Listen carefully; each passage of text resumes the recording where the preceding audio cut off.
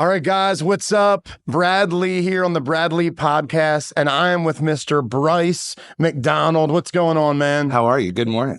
Good, man.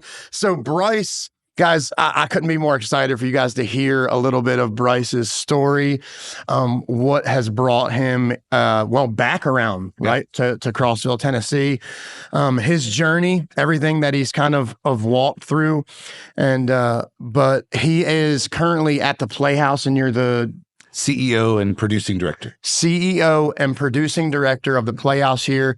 The Playhouse is an incredible organization that's reaching people all around the world. And the talent and just the level of things that they're doing there is just absolutely incredible, man. Thank you. Thanks, my friend. So what's going on, man? How you doing? I'm great. I'm doing great. It's a little cold out. I'm a much deeper bass today than I normally am, but listen, we'll work through it. That's the way it is, right? Yeah.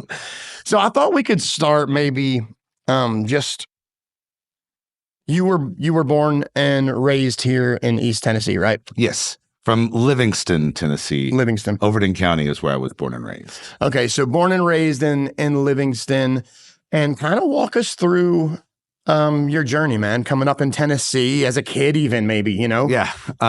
I'm the youngest of three. Yeah. And grew up in a very Christian home. I definitely was the oddball in the family. My two older brothers played sports and rode animals and did all those things. Yeah. And I was doing back handsprings in the front yard. But thank God my parents loved me all the same. Yeah. I don't think my father really always understood what I was doing. I think there was a level of, I don't really get it, but he cheered for me just as loud as he cheered for my brothers at their sports games. That's awesome. Even though he was sitting through a dance piece that he was like, I don't know what this is, but it was great. Love that. And my mom was very musical. My mom has always sung. We always had music in the house. Wondered about that. Yeah. Always music. She sang at church. We would listen to music constantly in the house. So that's been very influential. My uncle, my dad's brother, is my Uncle Ray, who is a huge influence on my life. He's my favorite uncle. I just love him. And he loved arts and musical theater. Yeah. So he would tell me about these great adventures he would have in New York or to Detroit, going to the Fox, or going to Canada to see shows and see out-of-town tryouts. And that fascinated me. Yeah. So it began this whole thing where every Christmas, every birthday, I got a new cast album of something that Uncle Ray had seen, and he would explain the whole show to me. Wow. So I would have this experience there. But, I loved growing up in the South, and I very thankful for my parents. I think we were probably far worse off than I knew. Yeah. I think I never knew how much they really sacrificed. I know now at 47. Yeah. Yeah. But I never wanted for anything. I thought we were high on the hog. Yes. Say all the time. You know what I mean? I didn't think anything about it. But they, it was a very loving, I'm an anomaly sometimes to my friends, especially when I lived in New York. I think saying I love you is so very important. Mm-hmm. There's never been a time that I don't say it to people. My home has always been, you hug when you come in, you hug when you leave. Yep. You tell them where you're going. There's a massive respect in that. Mm-hmm. And you just, and that's always been a thing. So that feels very natural to me. And I've learned there are so many people that's not natural to. Yeah, and they're a little like standoffish when that happens. So, I loved it. And we were always in church. The church, this was kind of cool. The church that I originally went to, the first church I ever remember as a child, is named McDonald's Chapel. Oh, wow. After, I think, my great-grandfather, who gave the land when they came down there to build it. And then this massive tornado came through and destroyed it. Oh. And then they helped rebuild it. So we were there for years. And then we later on went to a church now that's literally my backyard of my parents' house. Like at the end of our field, our cow field, and across the pond is this church we go to that my grandfather and family helped build. That's really cool. And so, I was president of the, youth group. Mm-hmm. We did plays there. My mom would direct a couple of them, so I got to be the lead, which was great.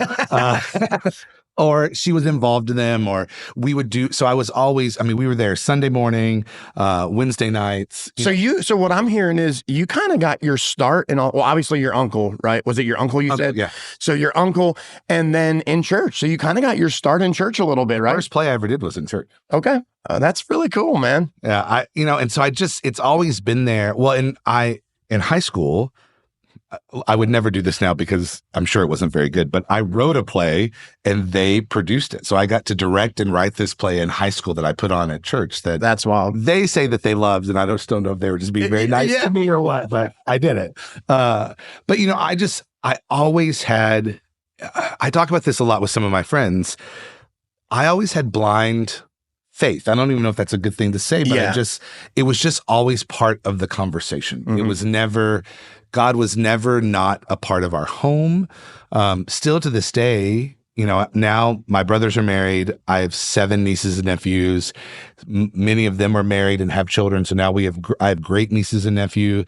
Sunday is Sunday dinner at mom and dad's, just like Blue Bloods. If you watch Blue Bloods on CBS, we do Sunday dinner and we always pray before every Sunday meal, but it's a thing. And the kids now would rather be there than be anywhere else. And that's really cool to me. So you created that tradition there. Yes. Yeah, that's really cool. But it's always been there. So I've always believed, but I've had, like everybody, struggles on the way. And I hate to say this, but I've turned away, or I've never given up. I never lost faith. Mm-hmm. I just didn't know, I think, how well to pursue it. Yeah.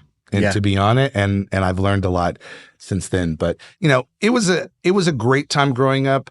I will not lie and say that there were some challenges. Sure. Being in a small southern town and enjoying an art form that was not readily practiced. Yeah. I definitely was the oddball. And but it was just, and again, you find your home, you find your people. Yeah. But like when I got to high school, I did a lot of stuff in middle school around just like little programs that they would have. Yeah. And then in high school, my freshman year, there was a great teacher. Her name was Lloyd Dormany. She was awesome. And we did a theater show, and I was like, high school is going to be made. And then they moved her to an English department. Oh, no. And they decided they weren't going to have a theater department anymore. And we were like, what? We were freaking out. And so we went to the school, and the school said, if you can find a sponsor, go for it. Right. So we found the newest teacher that had just been hired. Her name was Julie Miller. She was 23. And she said, sure, I love the arts. I'll do that. Having no clue what she was about to get into. Right. And she changed my life. Oh my gosh. She was everything to us. Yeah. She took this ragged bunch of theater kids that did not fit in. We did not play sports. We were bullied. We didn't know really how to survive. And she just opened it up. Dude, that's incredible. And just to think that she was like you said, she didn't even know really what she was doing. She just jumped in. Like that's pretty incredible. She stayed for years, and now she's in the English department, and another woman has taken over that program, which I keep tabs on them because it's very important to me. Yeah. Yeah. I always think there's a Bryce in every audience that life was changed in some way by the arts. And so it's very important to me that they keep it vital. That's cool. That's really cool. But that's a little bit about me growing up. Yeah. Yeah. So, okay. So, and see, that's crazy. I didn't even know some of these things. So it's pretty cool to find out. But so you grew up, got a little bit of a start in church. Your uncle kind of impacted you in that area. Parents very supportive. Mom sang. So what about leaving? Okay, walking through leaving home and kind of out into the world. Well, if you will. Oh, I will. 2 things. Well, one, I first came to the Playhouse in Crossville. Yeah. In the 4th grade. Okay. We went to a small, talk about Little House on the Prairie. We were in a small community school. There were these little community schools all over the county. And we were in one called Monroe, and there were 2 grades in one classroom. So kindergarten and first were together, second, third. Yeah. So I went there until I was to be in the 4th grade. And then they closed the little community schools and then moved us into the big town of Livingston. Yeah. And so when I came to Livingston, within that first year, we took a field trip that I was like, I don't know what this is, because we did little things in Monroe, but Yeah. And it was coming to Crossville to see a show at the Playhouse, which I had no clue what it was or what was happening. And I walked into the building it still smells the same to me, which I don't know if it's a good thing or a bad thing, but it's still, I have a sense memory. Yep. I know exactly what you're saying. I mean? Like so I walk into the main stage and I can tell you the exact seat I sat in the 4th grade. And for whatever, I didn't know what finding your tribe meant. I didn't know any of those things. Yeah. But I knew I was home. Yeah. And it just felt right. That's cool. So I kind of made it my goal to be involved with the theater at some point. And, so fast forward to I'm graduating high school and I'm going to go to Tennessee Tech to be a teacher of theater because they don't have a theater program at that point. Yeah. And so I'm like, I'm going to do this. I'm going to do as much community theater as I can. And I end up doing a show with the sister of Jim Crabtree. Okay. Who is the artistic director at the time. He's the producing director. She was the artistic director. She did a show at Cookeville Children's Theater and I was in it. And I mean, it was like looking at Meryl Streep to me. Like when I saw her, I was like, this is a big deal. And I freaked out and I was trying not to fanboy too much on her. And she was literally like, you are wild. You are a wild teenager. But she liked me and we did good stuff in the show and the show was great. And it was Joseph in the Amazing Technicolor Dreamcoat. It's the retelling of the story of Joseph. Yep. And it's a fantastic show. And so we closed that show and she said, I want you to come to Crossville.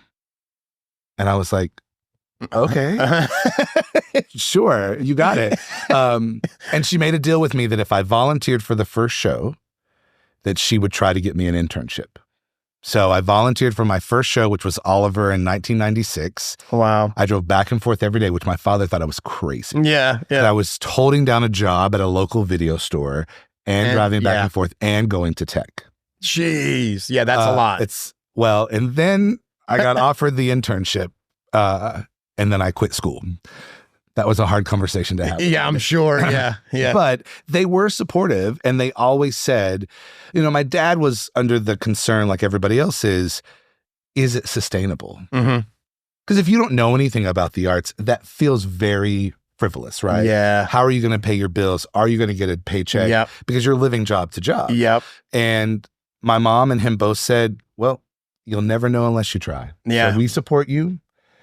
So I left school after a year and a half and started my internship here, which got me to move out. So I was first time moving from home into cast housing, and it was the greatest decision I ever made. It's so incredible. Like the wheels are spinning as you're talking, just thinking about my own life, and it's incredible when things like that happen. Like I'm so thankful for parents as well that were very much like, you can be an entrepreneur. You can live your wildest dreams. Like you just go after it. You can do it. And I think that's a missing piece sometimes. Yeah, there is. I think it's important that we have those fathers there that are like, hey, but will it pay? Is there sustainable? Is it sustainable? And having those kind of questions and concerns, I think are natural and good, obviously. Yeah. And I think that's good parenting. But then also having that end of like, but chase your dreams, like do it. Well, he says now, and he even said back then, out of my 3 sons, you get excited to go to work every day. Mm-hmm.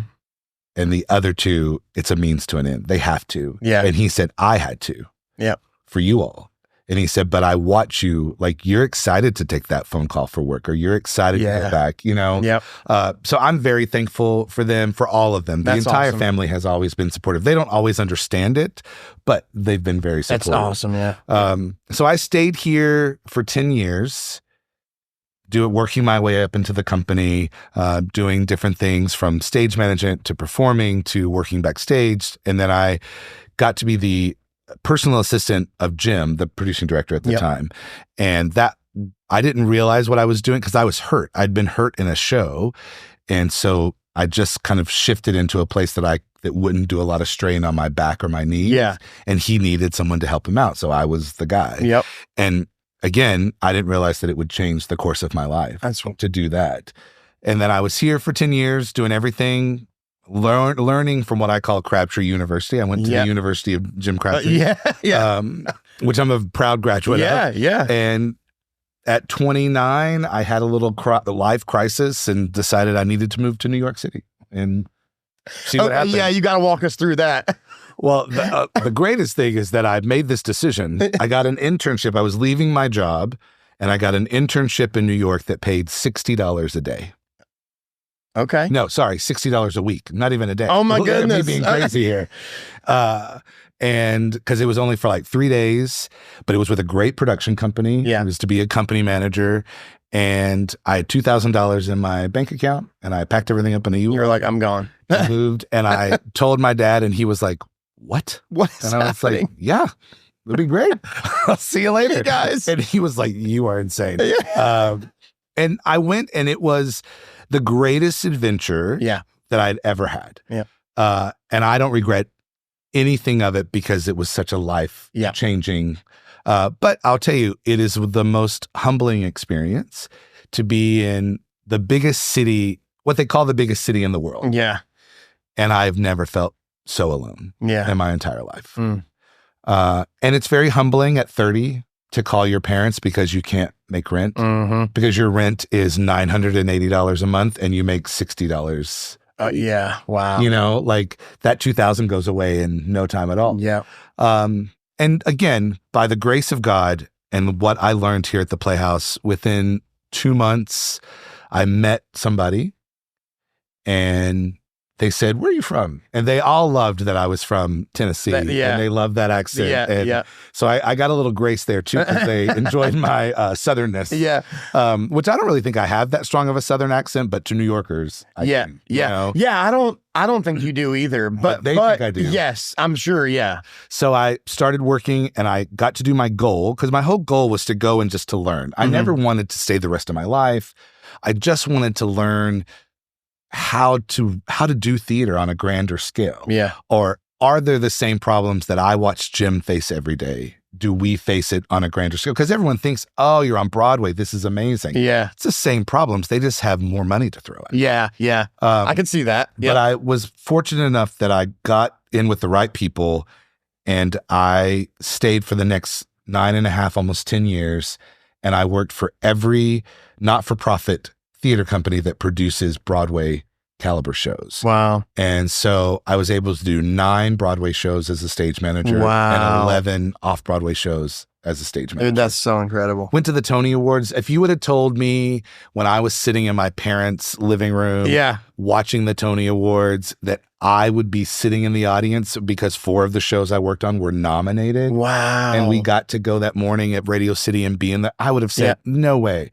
But I did. And that's so incredible. It was just amazing. Yeah. And I kept coming back and forth throughout that the whole time. I would come home to visit my parents, and I would always come back to the theater, and I would try to work here in the time. But you know, the thing about New York that I am grateful for, you know, we talked about before we started, the things that God puts in your path that feel like a hurdle, but really is a growth opportunity. Yep.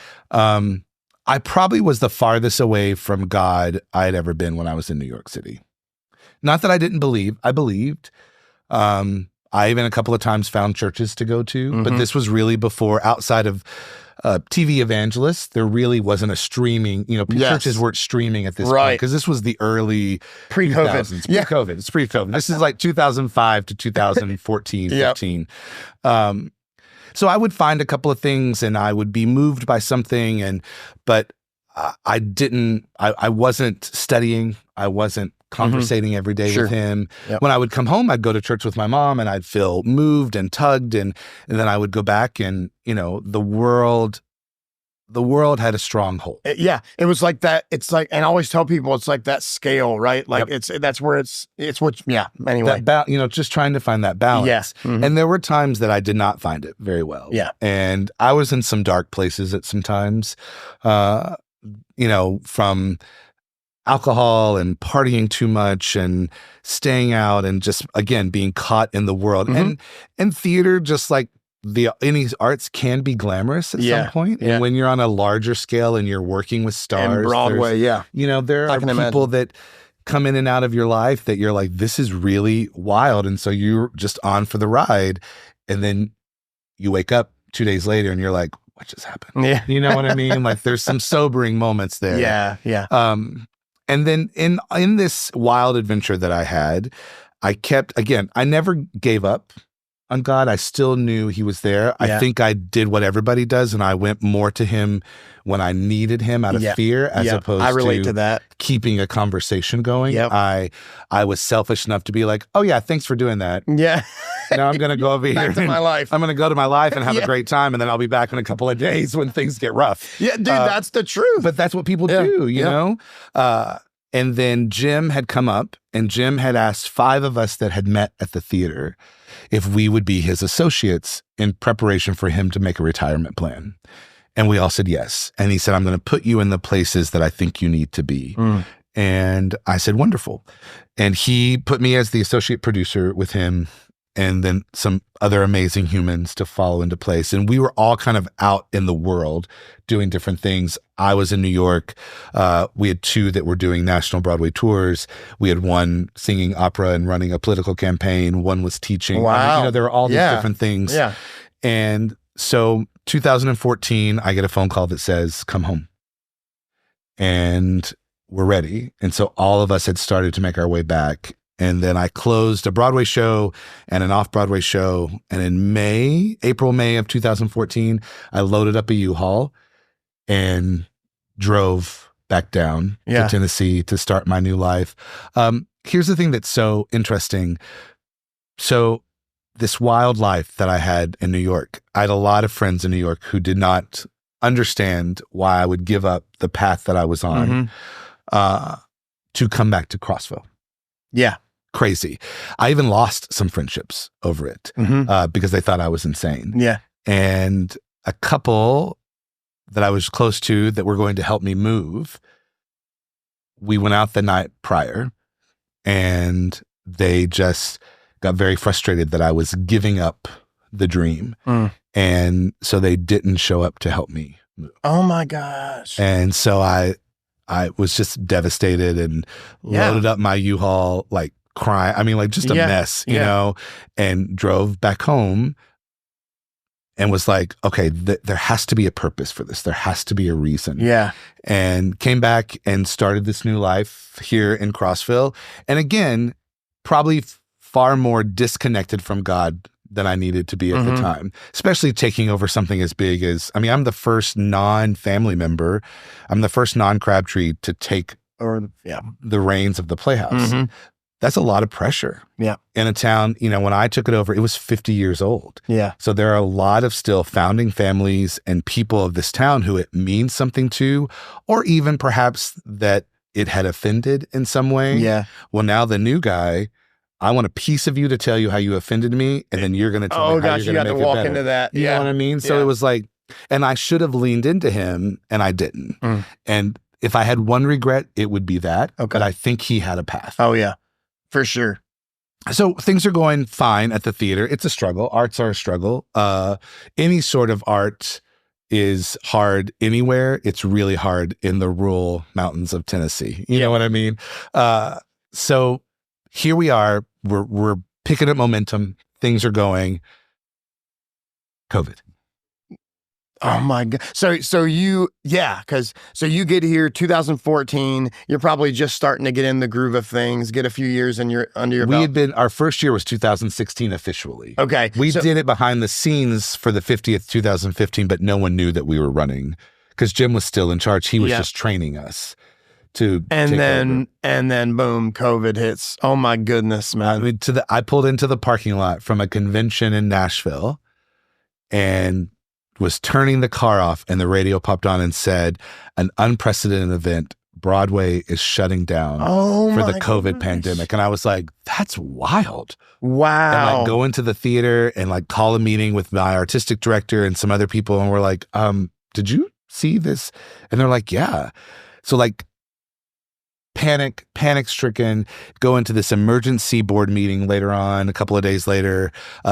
People are like, we'll never survive. We're going to shut down for 2 weeks to try to see if we can get a grasp on it and see what's going to happen. People are like in tears. People are leaving. I mean, it was panic. And you had just left. Like, you can't make this kind of stuff up, man. Ooh. Like, when you look back, you have to be like, God, man, you can just see like every moment where he was directing. Yeah. And so we're, 2 weeks turned into 3 months. And it was during that time there was a group of us that just stayed very connected. They're what I would call my senior management staff. They're the people I'm the closest to. They're my best friends. And we would just talk a lot about what was happening. And then I just kept feeling this need because I wasn't going home to my mom. I was talking to her, but I was worried because of their age demographic that they both had just retired. We didn't know what it was. I didn't want to take it home to them. Yeah, sure. We had lost someone. We lost my general manager when I took over the theater. A woman who I'd known since I was there at 16 was the general manager. She died of COVID. And that was so heartbreaking to us because no one expected that to ever happen. And so we were all kind of in this depths of despair of trying to figure out what to do. Churches started streaming. Yeah. Because they weren't gathering together. And so lo and behold, we start watching. And I started watching, and then my artistic director started watching, and then this other employee started watching, and then this associate of ours who is like our assistant, they started watching. So if you're a church right now watching this, or a senior pastor, and you questioned through COVID, right, starting like getting all the cameras, and I know it might have been a lot to purchase everything and get it all going. Here's a prime example of how effective those live streams were through COVID, man. That's absolutely incredible. It was life-changing. Yeah. Because I started noticing I was watching 3 a Sunday. Like I had planned it because I'm also a type A nerd. Oh yeah. I had planned it so that I could be like, I could do this 8 a.m. service here.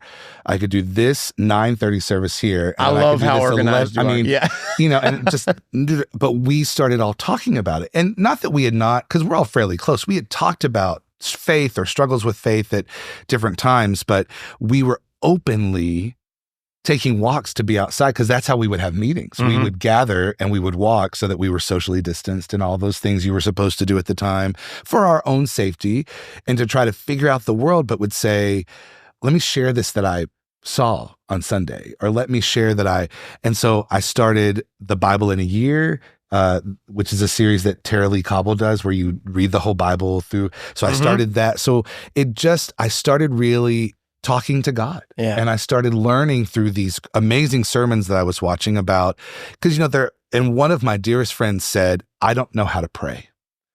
Because we felt for the longest time it had to be structured in some way. And if you weren't doing it right, it wasn't sure, and so it became so powerful to me what studying really could do. And I finished the Bible in a year, which is life-changing. Yeah.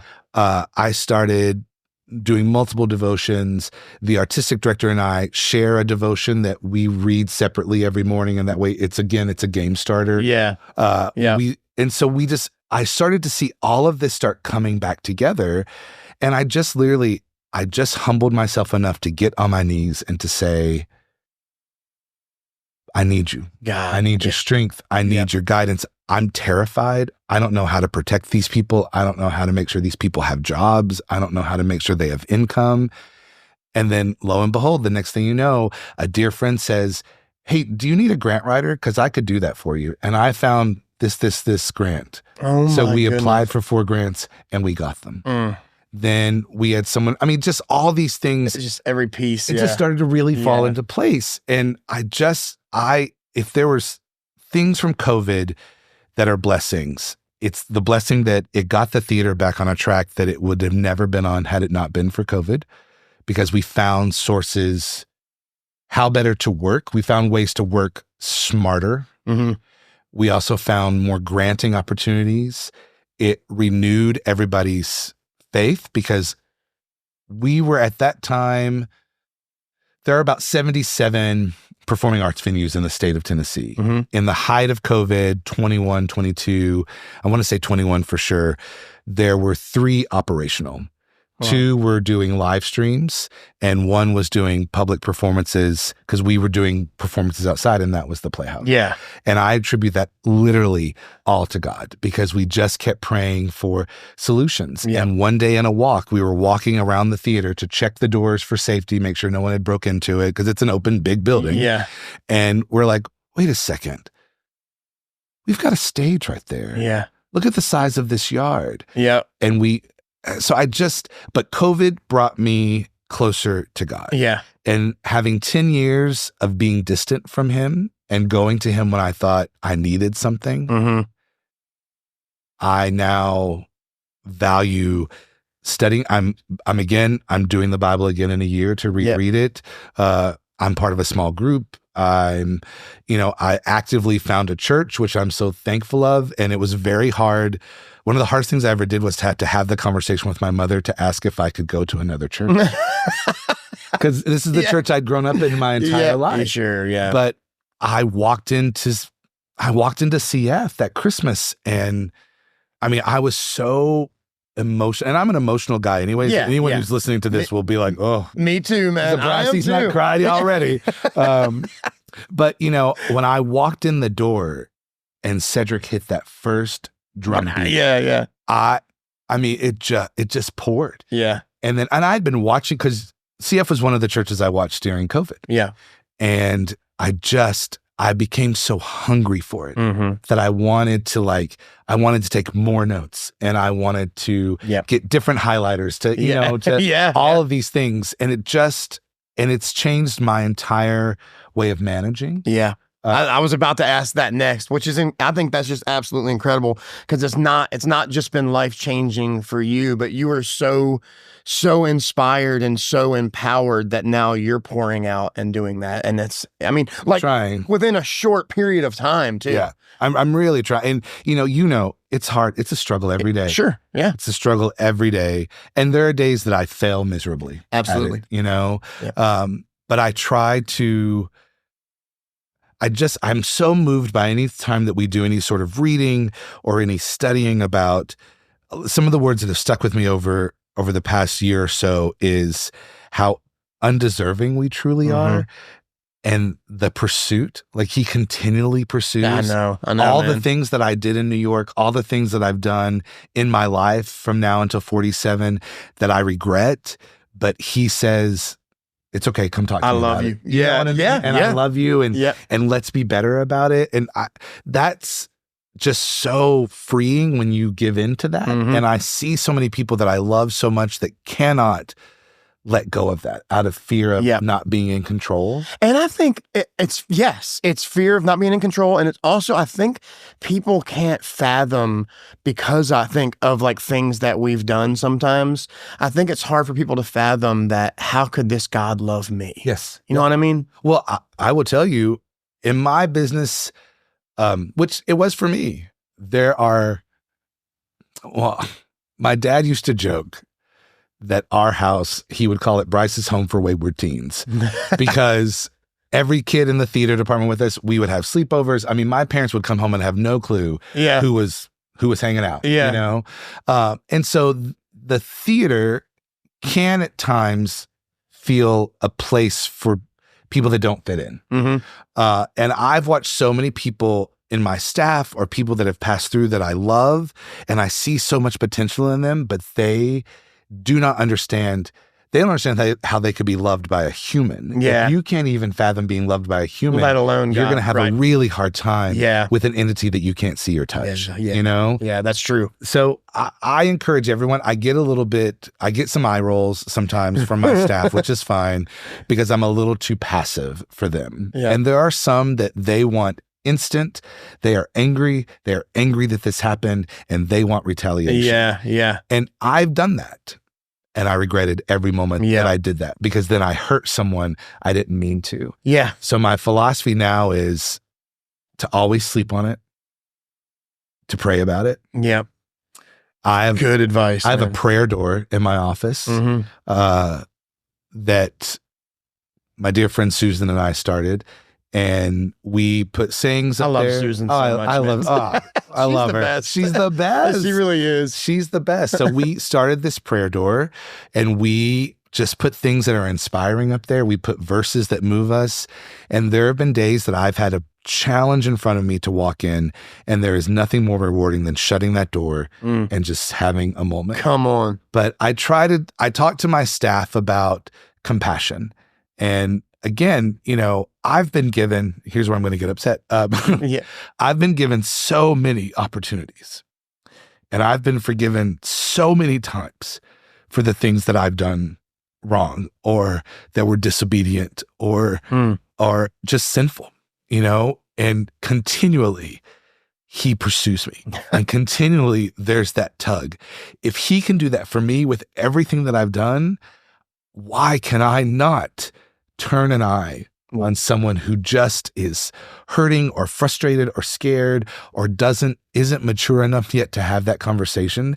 I have to just go in with love and I have to say, we'll be okay. I'll forgive you. We'll figure it out. We'll move forward. And that's hard. Yeah. Sometimes to do. That's the right perspective though, man. And that's such a blessing that like, it's so hard, I think, sometimes for people to really to get a hold of that. Like once you get a hold of God in that way, and the way that you have got a hold of God, it changes everything. It really does, because you realize what you hit on this a minute ago, how undeserving we really are. Like there's nothing that we could possibly do to deserve that, to deserve what he's done for us, to earn what he's done for us. It's just, but he loves us anyway, no matter what we've done. Like that's the whole reason God sent his son. Yeah. It's because he knew we wouldn't be able to, right? Like he knew that he would have to do it. Well, and I still continually get fascinated by, because there are so many people, because I've had friends say to me, is that a Bible on your desk? Mm-hmm. Are you reading that? Yeah. And I'm like, yes, yeah, currently. And here's my 14 books that I'm also studying with it, and they're like, you're a weirdo. But that, people think of it as a dead text. Yeah. That it doesn't, how could it possibly apply to it's just an old story. Yeah. An old story. Yeah. Yeah. Boy, you better open that book up and read it. Because there are some things that you're literally like, was this yesterday? Yeah. This feels, and I'm currently in the Chronicles. I'm in First Chronicles. And it's just so amazing to me. Like I get frustrated and we'll talk out loud to be like, what is wrong with you? Yeah. Why do you keep turning away from him? Like, he just got you out of Egypt and he just did this. Oh yes, let's build another idol. Please, let's do that, and just think how foreign that is. But then I go to pick up my cell phone and I've spent 7 hours on my phone. Come on. You know what I mean? Yep. Like, and I'm like, oh my God. But to be able to relate that, it's very powerful to me to see those things. I want to go back just for a moment. So when you came in 2014, just, briefly, what did you have like this thought of like, I've been doing Broadway and I've learned and I've gleaned all that I can in New York and I've walked through all of these experiences. What was one of the main things that wanted to bring you back? Did you want to have like, was there a notion or a desire or a passion to be able, since you had in fourth grade grew up in and went to the Playhouse, was there something in you like a desire to want to be able to impact the community? Is that what it, you know what I'm saying? Yes, it was. It was two things. The first was I didn't want this place that had meant so much to me to possibly dissolve. Yeah. Yep. It's hard. It is hard when it's been his father, his mother, and then him. That's 50 years of the same mindset, the same family name. And I was nervous that what if I had said no? What if they had not asked me? What if I just said, oh, no, I'd rather be on Broadway. Yeah. I'm going to keep doing what I'm doing here. I'm making more money. I'm doing these great things. And what if the person who had come in, what if it had not succeeded? What if the people that I cared about that were still here, what if somebody had come in and they were going to wipe the slate clean, which is what most takeovers do. Like if you hire someone new in, they don't want the old regime that worked with the past guy. Yeah. They want to, you can go and I'm going to bring in new people, but do they know the history? Do they care about the history? Do they know that the town built it? Do they know what the crab trees meant to everybody? So that was one. And then because I noticed it in New York, like I would talk to these people who were famous and stars and we would talk about stories and I thought, what happens if the Playhouse is gone and where's the next Bryce in the 4th grade that's going to see a show if it's not there? That's what I thought. You know what I mean? As you were talking, I was, because I forgot to ask that, but I knew, because you had talked about coming back and getting with the team and stuff.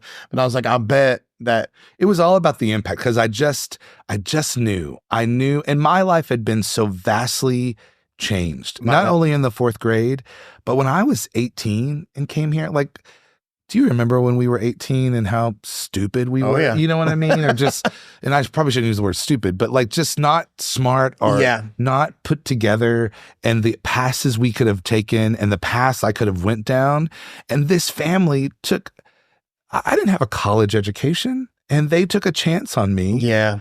And it shaped everything about my life. I found the people that I am the closest to in my life I met here. Yeah. And, you know, I can count them on 2 hands, but these people have been with me.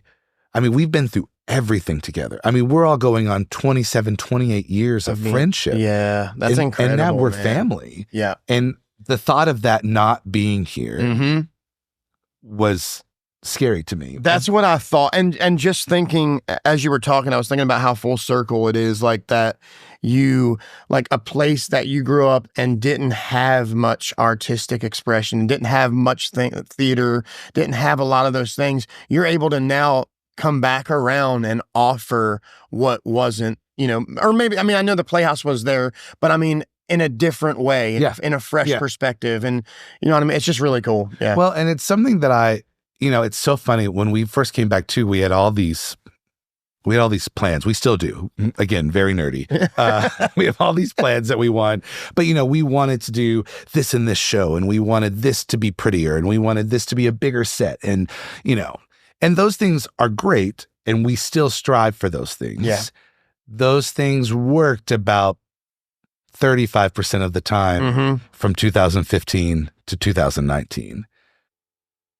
When we started praying about it, we saw bigger things start to happen. When it wasn't just about polishing something. Yeah, yeah. And, you know, and for me too, kind of what you said about like this area, just Tennessee, the Upper Cumberlands, the arts can do so much. Yeah. And one of the things that I've said to every cast that I've directed, and now I know what it is. I didn't know what it was for years, which makes me feel silly. I used to call this thing called the God lump, which is that lump you get. Yeah. Yeah. Oh, yeah. You can't, when music or spoken word or something you see in life or on television or beauty or nature, and it creates that clog where you're on the verge of breaking down and crying and you can't really speak. That's a God lump to me. Yeah. That's what I feel in theater. Music does it to me all the time. Sermons do it to me. You know, theater does it to me. Yeah. And I found that so fascinating. And then in the studying, that God lump is not just a phenomenon. That's the Holy Spirit inside us saying, hey, pay attention to that. That meant something to you, right? What does that mean? So now this whole opportunity I have with these new eyes to, I don't think there's nothing that we can look at that we cannot find God in some way. That's so good, man. You know, and that means something to me. And I want to be a leader that we can openly pray. I mean, we prayed in the lobby this morning for our friends. It's incredible, with our ushers, and no one was afraid of it. Yep. And in the past, I don't know, I think people would have been like, what's going on over there? Absolutely. You know? And that means something to me. I had somebody come into me this summer and we had the most beautiful conversation. They were in a struggling place and they said, and I said, and they were stumbling over trying to have this conversation with me. And I said, do you want to talk about God? Is that what you want to talk? And they're like, am I allowed to? And I was like, you sure are. Yeah.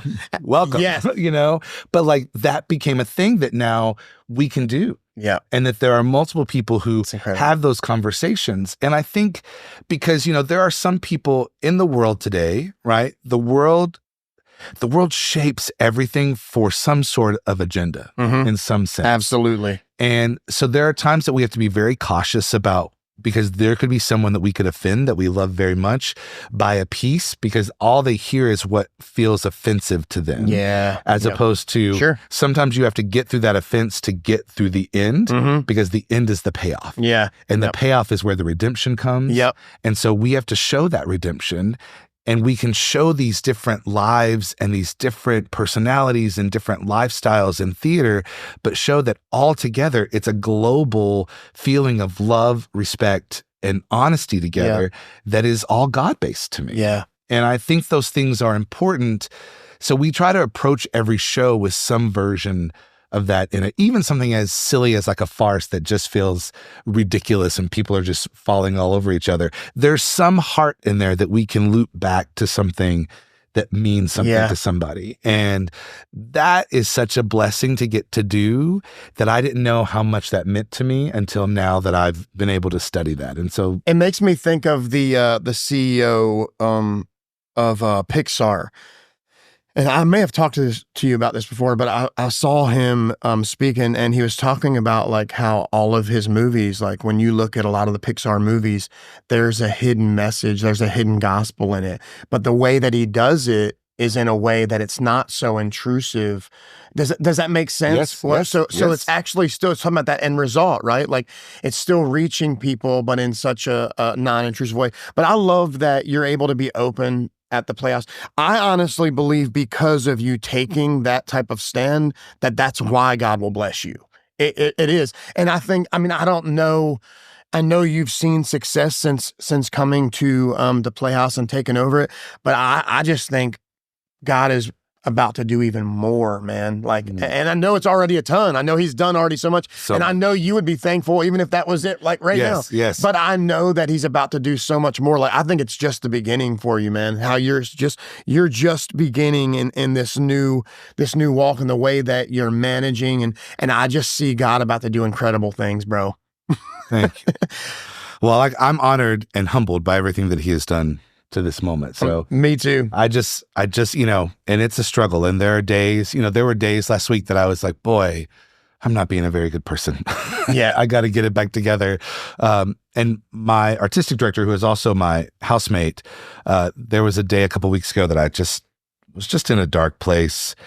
And literally he said to me, have you done your study? I'm just curious.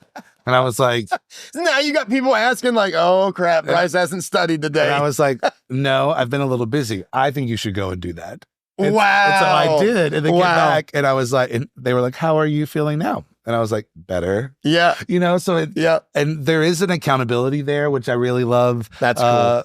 With people, which is very powerful. And so I'm just very thankful for that. And I want to keep going. And I know that there are going to be hurdles. We talk daily. There are sieges at all points. Mm-hmm. And I think anytime something is good, and I think anytime there's a collection of, if one or more are gathered, right? Yep. So I think if that collection starts to become bigger of people that are believing and doing art and being in the same building and showing kindness to each other, the enemy who is prowling is like, I got to take that down. Yep. And I'm going to find any way that I can. Yep. And with artisans, they find it best by throwing an arrow of doubt. Yeah. Because you put a seed of doubt in someone. Yeah, it's true. And it will manifest. And so we're always, it's a big old love fest. I always tell people, like, I'm a hugger. You just have to get used to that. And if you're not okay with it, you can tell me and I will be okay. But we walk out of rehearsals and we'll tell everybody, we love you. And you'll start hearing people say it back. Yeah. And then you'll see the new people coming in to be like, what did they just, did our director just say they love us? And they're like, yeah, that's what we do here. You know what I mean? That's how it goes. So I want to, it's never ending. And that's the thing that I also love, which is so exciting to me about this newfound resurgence of faith that I have. Yeah. Is that I am hungry for more. Yeah. And it's like a wildfire, man. Yes. And it just kind of blow. And it just, and there are more. And sometimes I have to tell myself, you cannot take on another study to do because you're already behind on your 2 other studies, But I find a podcast and I'm like, I could listen to this at this time since I've already done these 4 other things. Yeah. And, but I also just have to have grace that in time and just always say, I'm sorry I didn't read yesterday. I'm going to read today and I'm going back to it. So it's absolutely incredible, Bryce, what God has done in your life, man. Like just to hear even, pre-COVID, then walking through COVID, how you've walked through New York, and just, you can just really see like that precept upon precept, line upon line, like how God has directed your path in every way, even through the good, through the bad, which is kind of like, I don't know, it was a few weeks back that Pastor Sam was, oh man, what was the verse where he was talking about God has invited us like to partner with him through the good and through the bad. Yes. Like it's not all, people just think like the good of those who love him is, they think always it's just the good, but they don't realize it's through all of it. It's through, when you look that up, it's really through the good and through the bad, through the in-between, through all of life. Like he has asked us to partner with him. And so even though, like you said, I can relate to this so much that even through some of the bad areas, if you will, or even as you're walking through that, he was there. Yeah. He never left you. He never forsaken you. What happens is we're the ones that push it away, like you said, and then we go back. But it's so cool to see how God has turned all of that around, how he takes everything the enemy meant for evil and he turns it around. And you're back here, and now you're able to impact the community with these plays, and not just impacting the community. I mean, because that alone is absolutely phenomenal and incredible, but impacting your staff and impacting the way that things are ran and done, where, like you said, over the past 5 decades or whatever, it had been this, and this way. And so to see that kind of fresh change and see God doing everything that he's doing, I'm just really, I share in the excitement for you, man, of what God's doing. I'm so glad to be able to get you on here and just talk. All right. So at the Playhouse, you guys have, what's some of your plays that are playing right now? I know you guys have got White Christmas, which I'm so excited to get ready to go see. Yeah, I can't wait for you to see it. I can't wait for you to see it. Yeah. Running is White Christmas, but also there's a kids show happening in our Adventure Theater called 'Twas the Night Before Christmas, based on the Clement Seymour poem. The kids are very sweet. It's very high energy. It's short, so it's great for little ones if you have little ones to come see. Yeah. But White Christmas is so special. It's such a tradition, such a holiday tradition anyways. Yep. And, the whole show is about compassion and love and brotherhood and kindness and forgiveness, which are all fruits that we should be displaying every day, right? But it really wraps it up in such a beautiful little bow. And my favorite part of the show is the character of Susan, who's this little 10-year-old, is praying outside one night because she can't sleep and she's worried about her grandpa. And Bob overhears her and talks to her, and he sings this song to her about counting your blessings. And it's one of my favorite songs anyways. Yes, I love that song. It makes me think about if we were like in those moments, if we were to think about those words, when I'm worried and I can't sleep, I count my blessings instead of sheep, and I'll fall to sleep counting my blessings. Well, who should we be counting our blessings to? To God. And so, and that little section is packed in there, and you hear people sniffle when it's happening. Because again, there's that God lump that hits you. And if that resonates with you in some way, that's the whole purpose of White Christmas. Is for that one scene. That's so cool. Or whatever it is. But just a show that literally is all about the fruits of the basket that we should be sharing is powerful to me. And I think there are people who look at White Christmas and think that it has nothing to do with God. You said this and it kind of resonated with me, but you said, when I look around, I don't understand how anybody could not see the evidence of God in everything in creation. Like just thinking about even just visually, like just looking, not even thinking about our chemical makeup, but just looking at creation, I see the evidence of God everywhere. Trees, sunsets, snow, all of it. I mean, I can't imagine that I would be okay with thinking that's just it. It just exists. Yeah. Do you know what I mean? Yeah. Like there was a creator who makes this daily for us, and how just really I mean, it makes there are not words to describe it at times. It takes me back to my grandpa. So he used to say, and I think you said this, but he used to say, maybe when he would be witnessing to somebody, he would say, maybe you go in the dirt and that's it. Maybe that's it. Maybe you're right. But what if I'm right? Yep. And you don't? I don't want to see that, right? I don't want to take that risk. No. I'm not that big of a risk taker for that. So no, thank you. You're too organized. Yeah. Too organized for that. There's not a spreadsheet that makes me feel comfortable with that. So, but I just want to say thank you to you, the Playhouse, everything you guys are doing and how you're impacting the community, your staff, your volunteers, Miss Susan. I love her so much. Love her. So I'm so thankful that God has brought you back around here and that you're doing what you're doing and that God is leading you and that you're impacting the community and you're impacting the world. And I do think there's much more to come. I think this is just the beginning. And so I'm so excited, man, to have you on the show today and so excited to see what God does through you and through the Playhouse and your staff and volunteers. Thank you, Brad. So thank you so much, man, for being on the show today. And guys, we'll see you next time. Thank you all.